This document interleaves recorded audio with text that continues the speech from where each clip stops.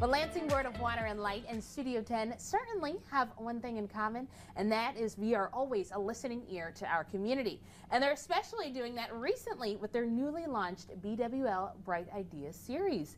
And here to tell us all about it this afternoon is Dick. How are you? Thanks for joining us. My pleasure. Great to be here. All right. Well, I'm glad to hear that from you, too.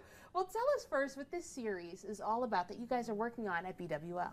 Well, we want to have a series of open houses where our customers can come in and we can talk to them one-on-one with service reps there to go over their energy consumption usage. And if we can lower that, we can help lower their bills. We want them to understand, what is on their bill and how to read it. So they can also come in and schedule a home energy audit at the same time. Okay, well, I love to hear that. And it's one thing also that we have in common. I'm more of a face-to-face talker, not necessarily over the phone. Yeah. So it's glad to know that you guys are doing that. But what prompted this series? What made you want to launch it? Well, we heard from our customers. They said utility bills were getting high and it was eating into their budget.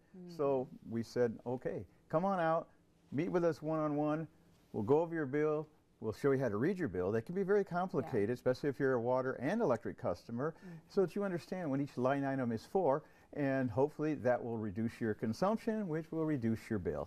Yeah, especially with the way inflation is these days, you'll find that a lot of things are kind of eating in and out of your budget, but when it's great when you can have a sit-down conversation and know what exactly it is that you're paying for and what it is that you're using, that kind of makes this process a little bit easier for us. It does, and we'll also educate our customers. Say, listen, you can log onto our website, and it explains how to read your bill too. So if you can't make the meeting or it's a little overwhelming, we want this bill to be easy to understand.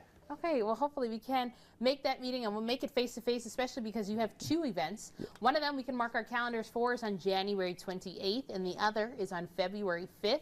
Now, talk to us about some of those common misconceptions that you constantly hear people say to you over the phone, but you're looking forward to answering in person. Well, we can start with, we bill for the sewer cost. Now, the sewer utility is owned and operated by the city of Lansing. We just do the billing for them, so that's a common misconception. Also, people look and they just don't understand all the line items. So we recently added some graphics on there that show your past 12 months of history. So you can say, well, up and down, and show how the seasons change. Well, wow, my bill was really high this month. Well, maybe an air conditioning month, but it's it's more normal in September, October, the shoulder months we call them. So that's a misconception that we will to explain to the customers face to face if they come out. I'm glad that you guys are working on ways to help people better understand. Some people are more audio learners. Some people are more visual learners. So like you said, you've added those graphics to kind of make reading this a little bit easier for people too. That's awesome. Yeah, absolutely, and they'll have the opportunity there to, some of our customers, they're struggling to pay their bills. We can hook them up with resources that can assist them in a month where they're struggling. They just need to be interactive with us. Call us. If you can't make your monthly payment, that's okay. We'll set you up on a payment plan. We will do everything we can to keep from interrupting your utility services. That's the last thing that we want to do. Absolutely, and Dick, that's the most important thing. The answer is always no unless you ask.